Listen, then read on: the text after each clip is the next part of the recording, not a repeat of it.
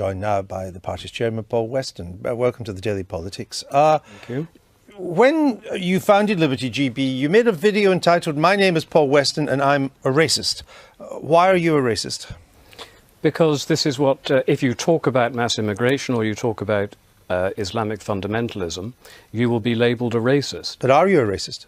Not in the traditional terminology, no. But what about untraditional terminology? In what way are you racist? In an untraditional point of view, I think that when you had the police chiefs and the social workers and the council workers in Rotherham and Rochdale who overlooked what was going on with the Muslim gang rapes going on there, because they were terrified of being called racist, and this happened for 10 years.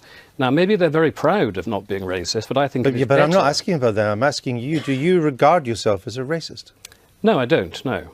So why did you make a video saying I'm a racist? Because if you watch the entire video, it is actually making the point that you cannot be quiet about what's going on because of one word. It's better to speak out and be honest. And I wish that those police chiefs and social workers had spoken out and been honest rather than being frightened of one word.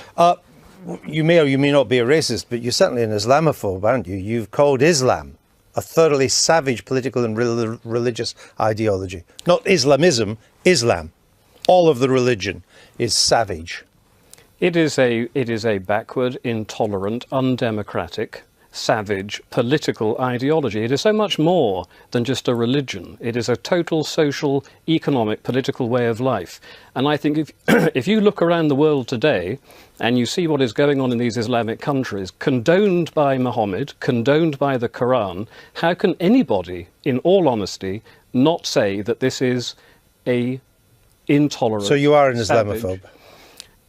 An Islamophobe suggests an irrational fear of Islam. That's what phobia means. You want to ban Muslims from holding public office. That seems pretty irrational fear. I am an Islamo-realist, and I think if you look at Muslims today in public office, like Lutfur Rahman in Tower Hamlets, there are all sorts of problems going on there. Yeah, but you can pick out any sort of people. You do not accept that there are hundreds of thousands, millions of Muslims in this country living perfectly respectable, decent, British lives. Absolutely, there are. And so I think you will find that there are. Why do you want to ban them from public office? That there are also hundreds of thousands and millions of moderate Muslims living in Syria and Iraq and Mali. It does not stop what is happening. A small percentage of the fanatics are always going to control the majority. That can be true of any society, I mean, including white British society, which many will regard you as the fanatical wing of white British society. I'm sure lots of people do, but I think... And you are, aren't you? I think that if you compare what we are saying